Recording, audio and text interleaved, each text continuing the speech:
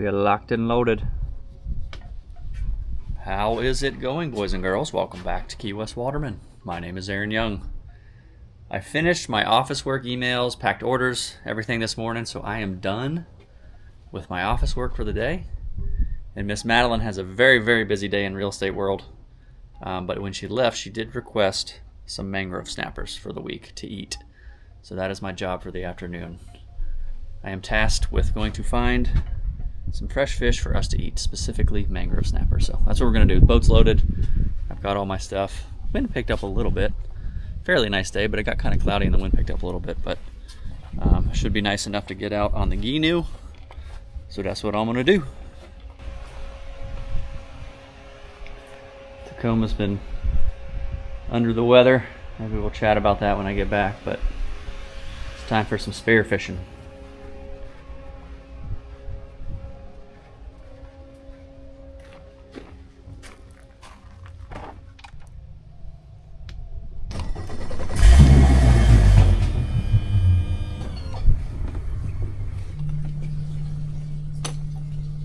I think I got everything.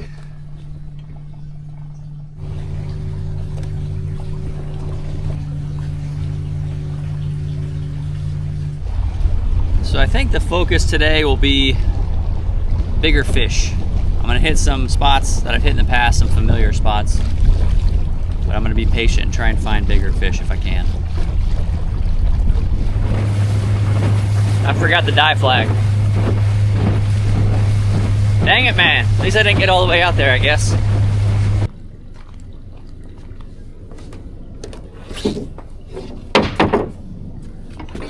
All right, now we're out of here.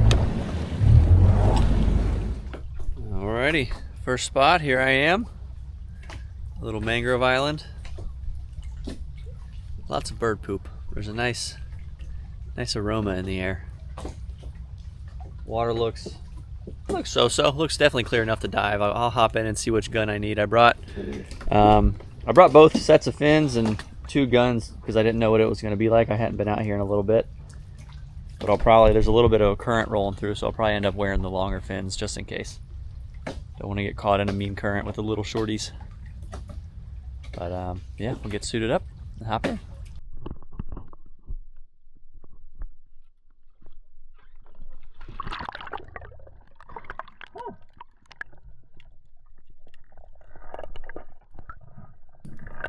Welcome back underwater, everybody.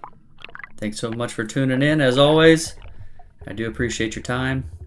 Friendly reminder, every Monday at 6 p.m. we release a new episode, and within the first hour of releasing, 6 to 7 p.m. Eastern Standard Time, I get on and answer any comments that come in. So if you have any questions, that is the best time to get them answered.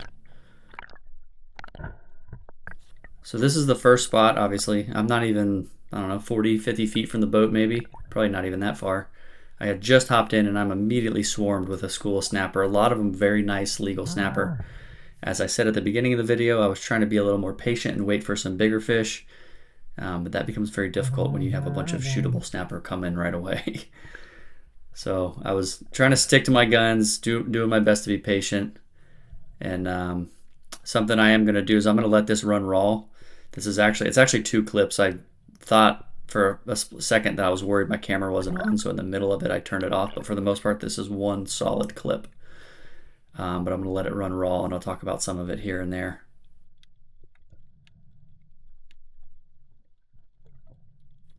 Just a friendly reminder, or if you are new to the channel or new to spearfishing, all of the guns I use in my videos we do manufacture and sell. They are on the website. If you're interested in seeing those, I have 4 different guns that I use in all the videos. keywestwaterman.com. You can click on store and they'll all be on there.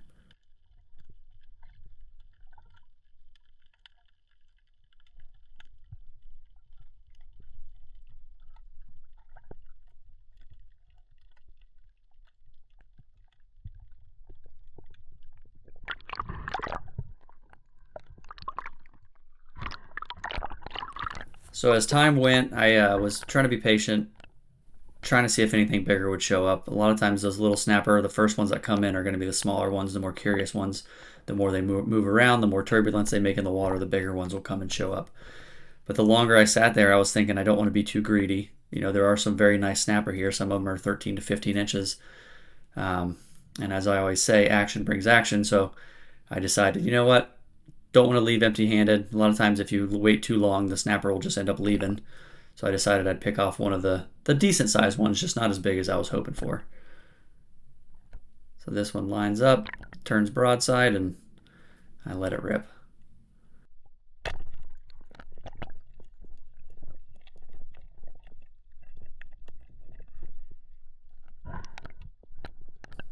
So now I know that I've pulled the trigger, I've made all that noise and commotion in the water. I know other stuff's going to show up. So I'm doing my best to get reloaded, stay calm, but get reloaded as quickly as I can, because I know there's a very, very good chance, just from experience, that some bigger fish are going to come in, check out what happened, see what's going on. Because anytime there's turbulence like that in the water or some sort of commotion, a lot of times something got eaten. Say a shark ate a fish and there's some scraps around. Typically, in the ocean, that means something died and there may be an opportunity for food. But you can see now how many more snapper there actually are than there was before. It had slowly started to thin out, but after I pulled that trigger and that fish flopped around a bit, it really does bring everything in. It's quite amazing.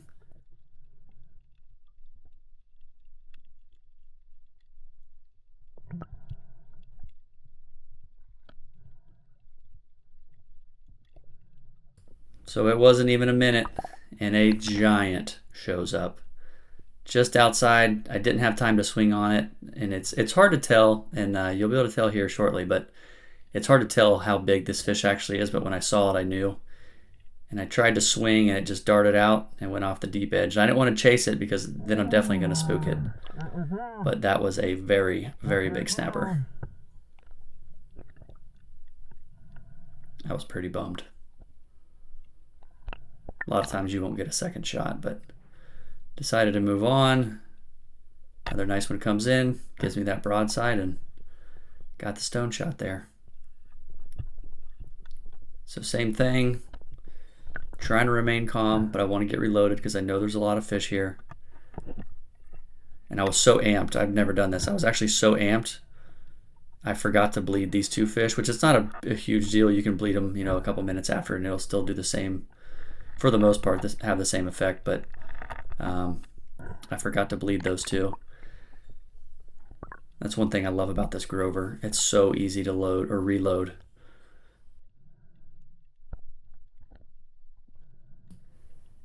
And this next fish really snuck up on me. This was the big one, or it may have been a different big one, but this was just as big. Came back around from the front. I was not ready for it. It just came out from under the mangrove roots, and it turned broadside, and I did not hesitate. Right there, wait till it turned, and bam, hit it. And it was such a big fish, I didn't want to put a ton of tension on it because it didn't hit it really where I wanted to. It was a little low on the gut. So I let it run a little more than I normally would. And he came back around, and I just did my best just to get my hands on it. And this fish is an absolute brute for the mangroves. Unbelievable. I don't know if it was the same fish, but it looked to be the same size from the first one that swam in. You can see how much bigger it gets once it gets in my hands. And as always, brain and bleed. And at that point I realized I forgot to bleed the other ones. You can see quite a bit still comes out. The heart will actually beat quite a while. Just the nerves will keep it firing, and they'll bleed pretty well for a few minutes after.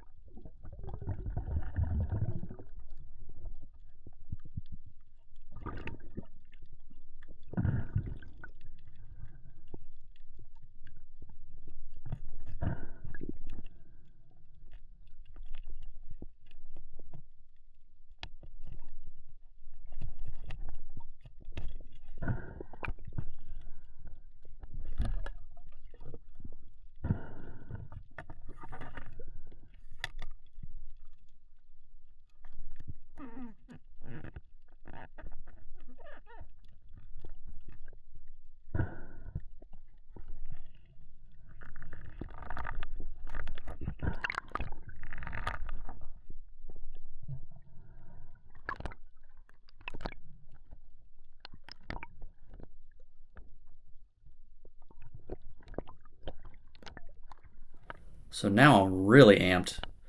There are a ton of great fish in that like 15 to 18 inch class coming in and out. I'm just trying to be patient, but my heart's elevated. I just shot that real big fish.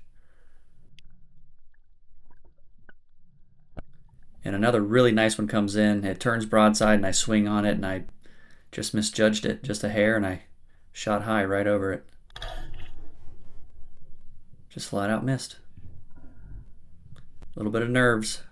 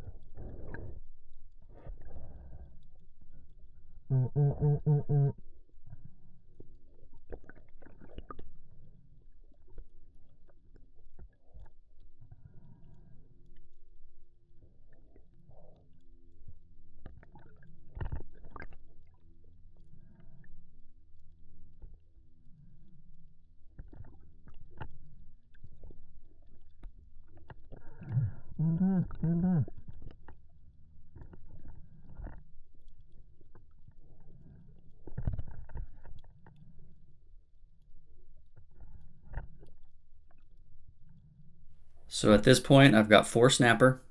Where I'm at, you can have 5 per person. I was by myself, so all I can have is 5. I'm trying to be patient. I don't want to injure anything, hit anything thin and tear out of it. Did have that one miss, but luckily it was a clean miss. So I'm patiently waiting for one more nice one to come in.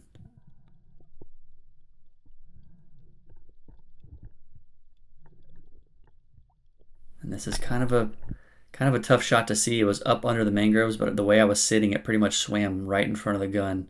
You see it right here, turns broadside, and I felt comfortable enough with it and let it go. And it hit perfect. And that is my 5 snapper without moving. I could not believe it. I timed it out. I think I did the math right, but I think it was just under 10 minutes from trigger pull to trigger pull. Got my 5 snapper limit. I've never done anything like that. I mean, I've shot a lot of fish. Don't get me wrong. I've shot a lot of fish in 10 minutes, but I've never shot, my snapper limit without physically moving. I was sitting in the same spot the entire time, which is pretty wild. Don't know if that'll ever happen again, but I've got this video to remember it by.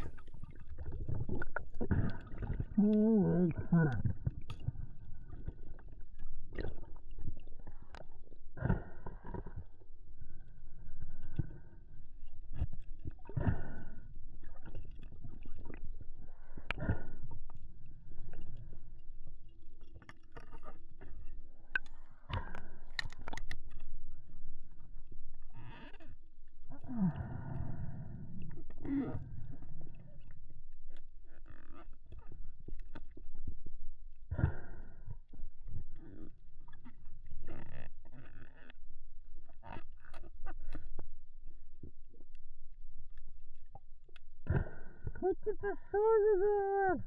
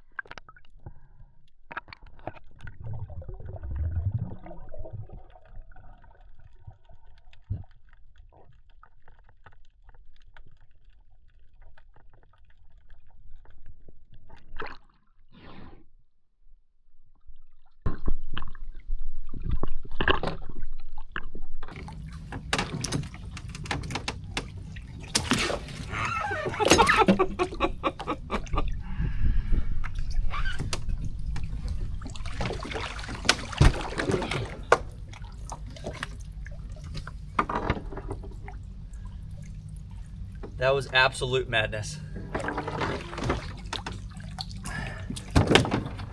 Oh my gosh. I've never had that happen. I don't know how long that actually was, but it felt like 30 seconds. I imagine maybe 10 minutes, 15 minutes tops. I came around that corner. I was right here. I wasn't more than 50, 100 feet from the boat. I came around that corner and a ton of really nice snapper came right up, and I was trying to be picky because I wanted to focus on bigger ones today, and then there were so many this size. Let me show you. There were so many this size, and this is like a great average snapper. This is 14, 15 inches, and I was like, well, I'll shoot one. I don't want to be too greedy and leave empty-handed. So I shot one, and as I always say, action brings action. I shot one, all that commotion happened, and then they just started showing up in droves. I couldn't believe it. And then this is like a great snapper on an average day. These are studs on an average day. And this thing ain't even right. This is an absolute monster. I mean, that's a 19, 20 inch snapper. I saw it come in once, and I was trying to be patient. I didn't want to rush it. And I was like, man, I missed my shot. I went down to the deep side and I turned around and it came right back up, gave me a shot. I took a little bit of a rush shot in it. The rest of them I hit right where I was aiming in the head, the gill plate. But this one I hit just behind the gill plate. But it held up enough. Didn't mess up any meat of the main fillet. Wow. That has to be the fastest snapper limit I've ever gotten. I mean, look at that. Murky water. That's the Grover right there in action. Easy to reload. Wow. I cannot get over that. That's all I needed. The old one and done. That's why I love this gun. Murky, shallow water, close shots. You saw how quickly I can reload just a single. I like mine single wrap. Some people double wrap them, but wow. I mean, that is, I gotta measure that. That's the best I've ever seen it. I've never done that in all my days out here, all my episodes. I have never done it that fast. Oh, I was way off. That is a 22-inch mangrove. 22 inches. So just to give you an idea, for those of you who are curious, I'll tell you what the smallest one is. The smallest is just over 15. These mid-range ones are, oh gosh, the mid-range ones are 18. Wow. Thank you, thank you, thank you. That was incredible. So I normally gut these in the water. I just got a little excited there. I couldn't believe that happened. So I'm gonna gut them all before I pack them on ice, but something I do, I'm kind of a hippie. I like to give all the entrails back to the spot that I took them. That's one of the reasons I gut them in the water. Normally I'm commercial, or not normally, sometimes I'm commercial diving. So that's a reason I'll gut them in the water, but if I'm out here recreationally, I like to gut fish at the spot that I took them. That way I give all those goodies back to the fish I didn't take.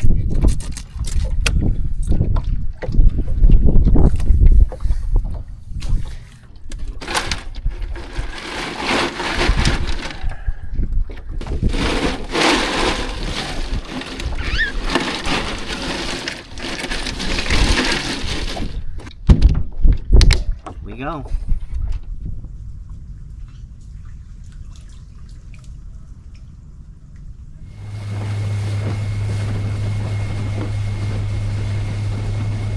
Oh, the tide is way up. Take a shortcut.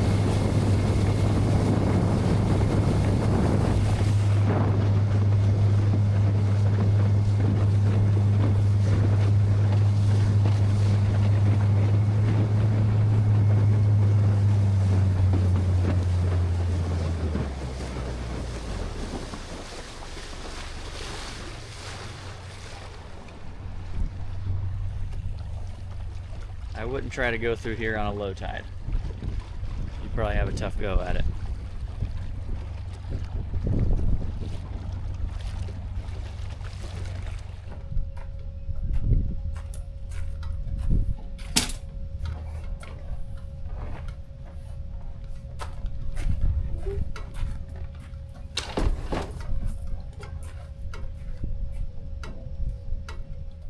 What you doing? Yeah? You're so vocal. Yeah? So I had a couple things come up I've got to take care of, so got to get back in the office for a few hours, but I'll give those fish some time to rest. I love letting my fish rest, the small ones at least a few hours. Each fish is different. You'll feel them firm up. The big ones I normally like to rest overnight, but give you a little update on the Tacoma. She's been having some health concerns.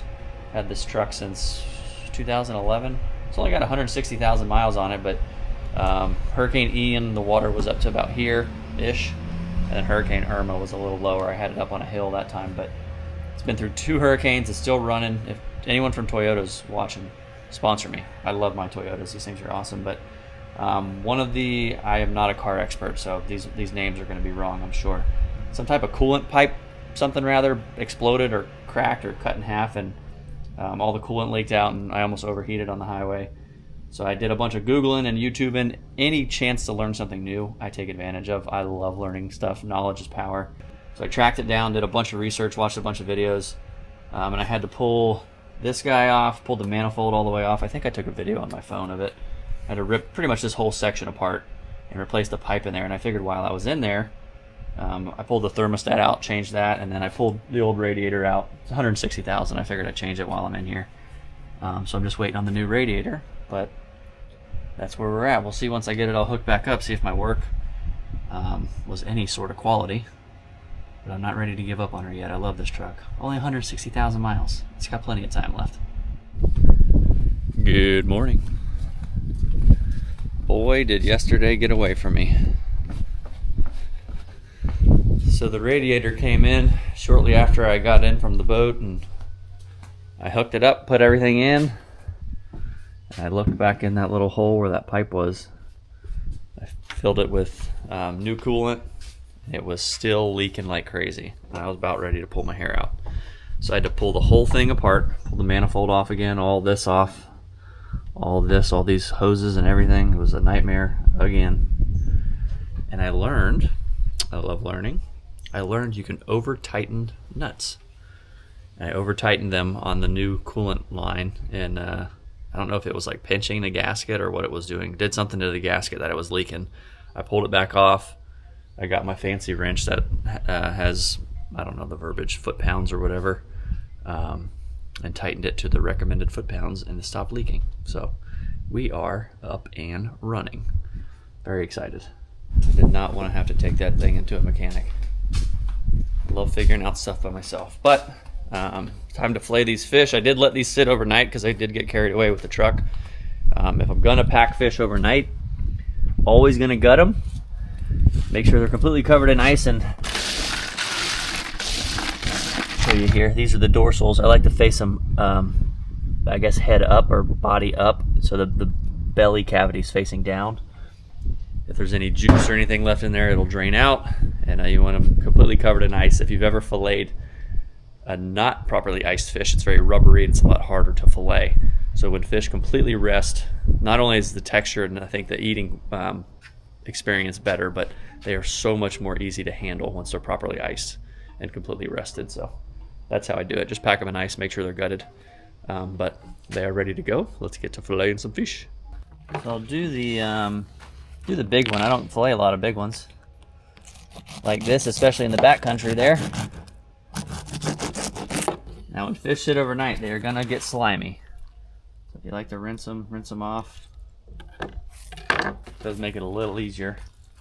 All right. I always start up here in the dorsal.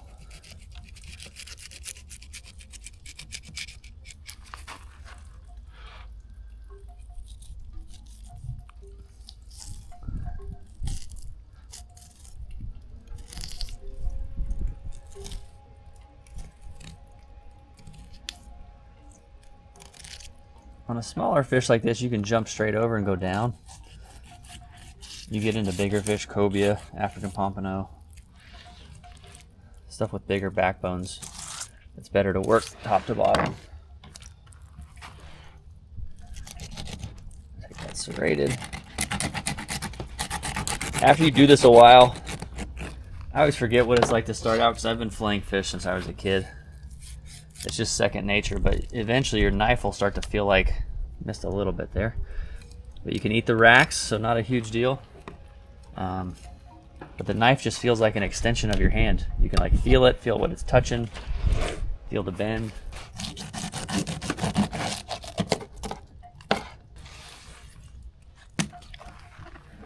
Just like anything, practice, practice, practice, you get better at it.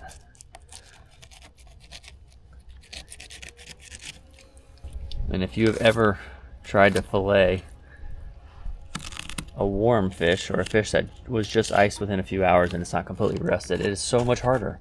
It's so much harder to deal with. It's not firm, it's soft, it's like rubbery soft, and it's just like, you can't really get a good feel for it.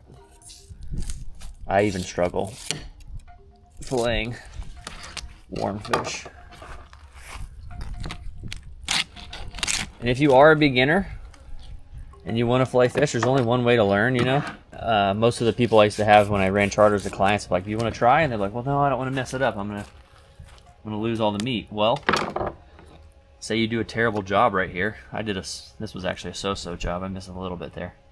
Not too bad. But if you do a terrible job, you eat these racks, it doesn't matter.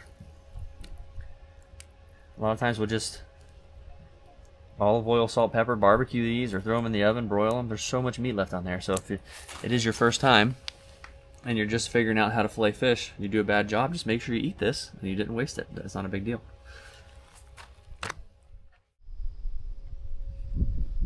Never gets old. Never ever gets old. Miss Madeleine's heading home soon, so I'm gonna get started on dinner.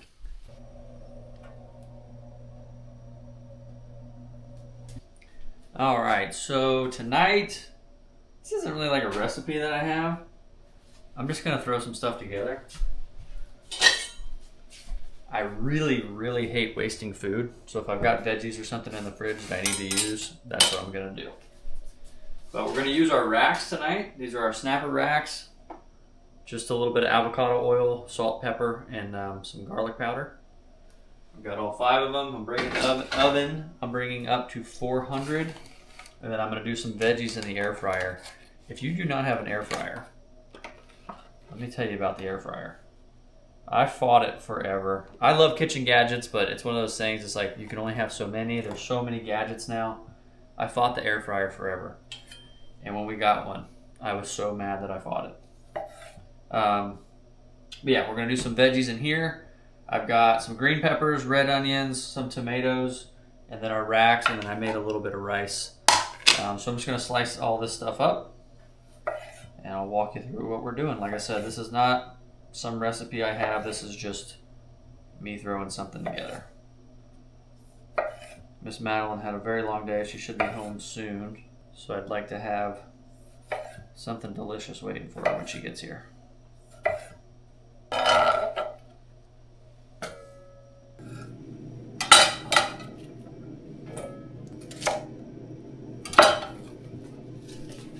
Alright, so for veggies, kind of the same thing. Just gonna do some avocado oil. I think this is avocado. Avocado or olive, it don't matter. Do some salt. A little bit of onion powder and some garlic powder. Perfect. Just give that a toss. Uh-oh, I'm losing veggies. I'm gonna air fry these at 400. 400, and we'll keep an eye on it. Now I'm gonna throw the racks in the oven at 400. These do not take long. They're so thin. Just watch them, because you will overcook them if you're not careful. Woo, those smell good. So that actually took a little longer than I thought. I think I normally do them on the grill, is why I thought it was just a couple minutes. It was about 8 minutes, and then I broiled them for like a minute just to crisp up the edges a little bit, but those look primo. Our veggies are ready to go. 10 minutes in the air fryer. So now, just pick these right apart. The easiest part is the center. The outside bones are a little small and cumbersome, but you can still get plenty of meat off of them. But that's all big chunks of edible meat. I'll save these for me. This is Miss Madeleine's plate.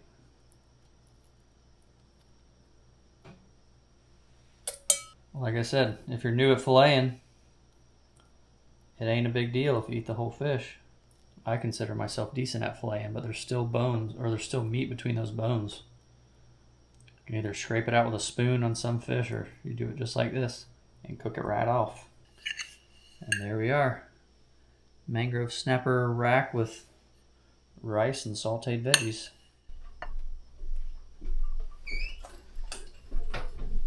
Oh, is it facing towards the house? Or towards me? Facing towards you. Wow! Oh, that looks good. We're gonna see. Wow, this looks fancy. You're gonna have to tell me. I just took some of the leftover veggies. A busy day. Yeah. 2 offers on my listing. Hmm. One other offer on one of my other listings, and 2 offers sent out. Wow. Man, I didn't do crap today. And I had a closing today. Wow, this is a busy day. A very busy day. But So I didn't do anything over the top. It's just using what we got. Tell me what you think. it looks very very I don't know, like something we would eat when we go travel somewhere. Snapper? Mm-hmm. Oh, duh. Well, I mean, they're disassembled. It's hard to tell. Mmm. Oh, yeah. Is it all right? That's real good. I'm getting all the extra goodies up here. Babe, I love this. Why don't we do this more? We do it right now. Yeah, but like more. We'd be doing it. I've never thought of that. Is it good? Yeah, and you're using all the veggies that we need to eat. That's literally what I said. I was like, I'm not going to make a fancy recipe. I was like, I'm using what we have at the house. I do these fairly often. We just normally put it in tacos or... No. I'm just saying like the the medley, style. like the style. Yeah. I don't feel like we have ever done just like mix sauteed veggies and rice with this.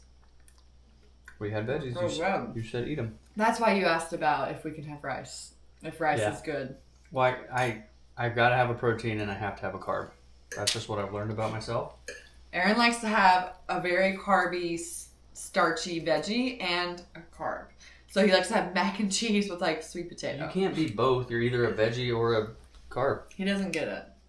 It's like a green leafy veggie or like, I don't know, something that's green. Nah. And then you can have mac and cheese. Those rules are made up. Well, there you have it. Got the Madeleine stamp of approval. Mm-hmm. It's very good. I'm telling you, it is true what they say. The meat is better around the bones. It's a real thing. This is so nice because it's like already cut and everything for me. It's Mm-hmm. easy eating. I didn't even do these in yours. I just did all the center big thick chunks because I don't want you to get any of these bones. Wow. Think of it like a chicken thigh. Like a bone-in chicken thigh, there's no juicier piece of chicken. Fish is the same way. Leave the bone on there. There's so much good in there. Well, that is all I have on this one. It's the 15-minute snapper limit. It may have been less. I didn't actually time it out. It's probably like 10 or 15 minutes. Yeah, I usually exaggerate a lot. I gotta watch the footage. I'd actually love to know the time from when I shot the first fish to the last fish. Maybe I'll look that up. Do the math. Fine. What? Don't waste I time. mean, I can't be clickbait. The title has to be accurate. I'm serious. That's something that you don't do. You're not a clickbaity channel. I just can't be clickbaity. Are the peppers okay? Yeah. Well, you know what my favorite is? Ooh. They're perfect too. I know. My favorite too is the tomatoes. Tomatoes? Mm-hmm. There ain't nothing like a roasted tomato. Mm-mm. Alright, we're rambling. This is so good. That's all I got. Mondays, 6 p.m. First hour of the videos. Any questions, I get on there and answer them. Mm-hmm. Thanks for coming along. Mm-hmm. Next time you got a fish, cook the whole rack. You're going to love it, I promise. We will see you on the next one. Later.